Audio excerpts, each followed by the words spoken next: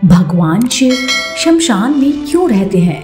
दोस्तों, एक बार महादेव जी को बिना कारण के किसी को प्रणाम करते देखकर पार्वती जी ने पूछा, हे देव, ये आप किसको प्रणाम करते रहते हैं? शिव जी ने माता पार्वती जी से कहा, देवी, जो व्यक्ति एक बार राम कहता है उसे मैं 3 बार प्रणाम करता हूँ। उस पर पार्वती जी ने शिव जी से पूछना, किंतु आप शमशान में क्यों जाते हैं और चिता की उस भस्म को इस तरह शरीर पर क्यों लगाते हैं? उत्तर देने की जगह शिव जी उसी समय पार्वती जी को शमशान ले गए। वहां एक शव अंतिम संस्कार के लिए लाया गया था।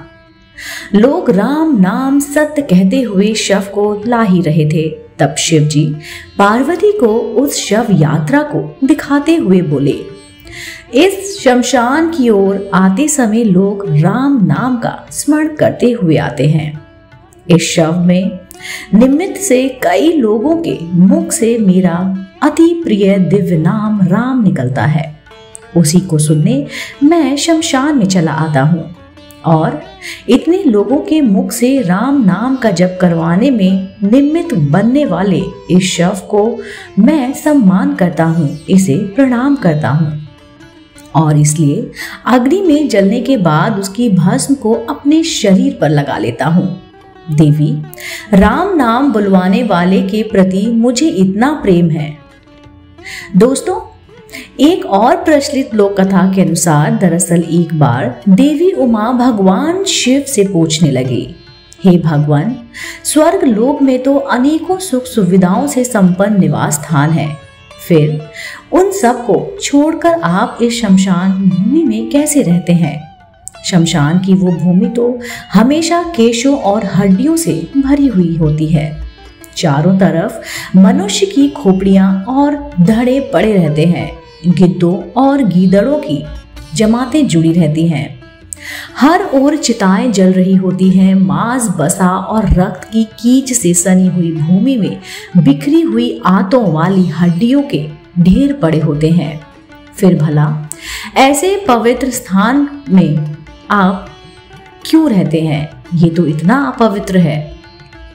उस पर शिव जी उत्तर देते हुए बोले, देवी, मैं तो पवित्र स्थान की खोज में दिन रात इस पृथ्वी पर विचरण करता रहता हूँ, परंतु इस पूरी धरती लोक पर मुझे शमशान से बढ़कर दूसरा कोई पवित्र स्थान नहीं मिला।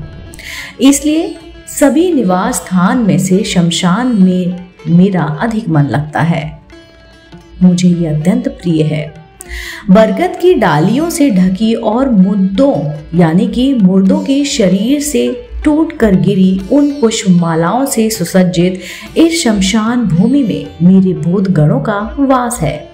अपने भूत गणों के बिना मैं कहीं का नहीं रह सकता, इसलिए मेरे लिए ये शमशान ही पवित्र और स्वर्गीय है। और प्रिय, यह कोई अपवित्र स्थल नहीं बल्कि परम पुण्य स्थली है। पवित्र वस्तु की कामना रखने वाले उपासक इसी की उपासना करते हैं। यहाँ मनुष्य का अधिक आगमन भी नहीं होता, इसलिए इस पृथ्वी पर शमशान भूमि से अधिक पवित्र स्थान कोई दूसरा हो ही नहीं सकता।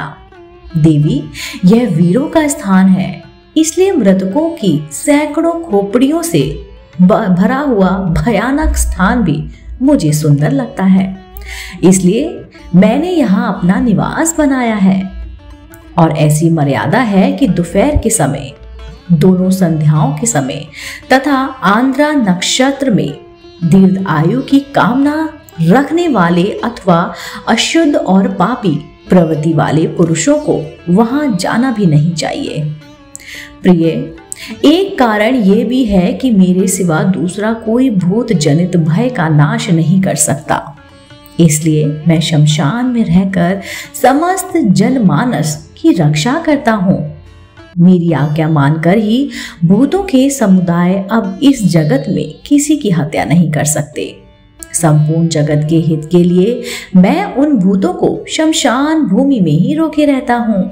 देवी, अब मैंने शमशान भूमि में रहने के पीछे का संपूर्ण रहस्य तो तुमको बता दिया। अब यदि कोई और प्रश्न भी तुम्हारे मन में हो तो निसंकोच होकर पूछ लो। फिर देवी उमा पूछने लगी, हे भगवान, आपका ये रूप पिघल विवृत और भयानक सा प्रतीत होता है। आपका पूरा शरीर भभूति से लपट होता है, सिर पर जटाओं का भार लदा हुआ है, उस पर आपकी ये विकराल आंखें एक ऐसा शूल, रौद्र, भयानक और घोर रूप प्रकट करती है जिससे किसी को भी भय हो जाए। कृपा करके आप मुझे इस रूप के इतने विचित्र होने का कारण बताइए। शिव जी बोले, प्रिय, इसका भी एक कारण है और यथार्थ कारण है। संसार में, इस संसार के सारे पदार्थ दो भागों में विभक्त हैं, शीश और उष्ण।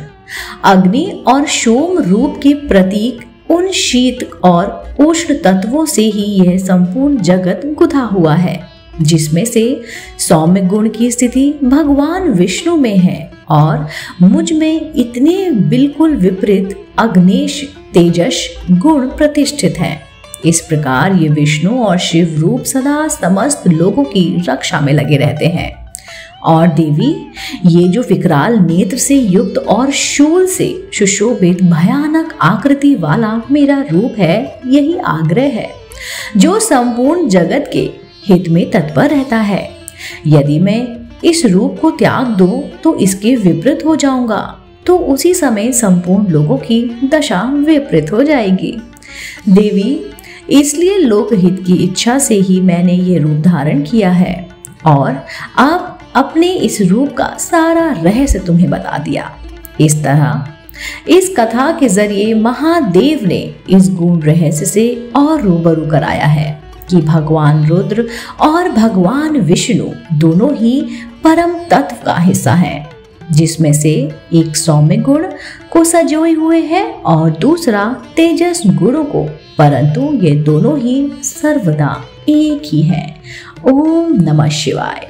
दोस्तों, अगर आपको मेरे द्वारा सुनाई गई कहानी भगवान शिव शमशान घाट पर क्यों रहते हैं जरूर पसंद आई होगी, तो आप मेरे चैनल आध्यात्मिक कहानियों को तुरंत से लाइक कीजिए, शेयर कीजिए और सब्सक्राइब कीजिए। मैं आपको मिलती हूँ जल्द ही नई रोचक जानकारी और कहानी के साथ। ऐसे ही धार्मिक पौराणिक कहानी कथाएं सुनना चाहते हैं तो आप मेरे चैनल को तुरंत सब्सक्राइब कीजिए। मैं आपको मिलती हूँ जल्द ही। आप देख रहे थे आपका अपना पसंदीदा YouTube चैनल आध्यात्मिक कहानियाँ।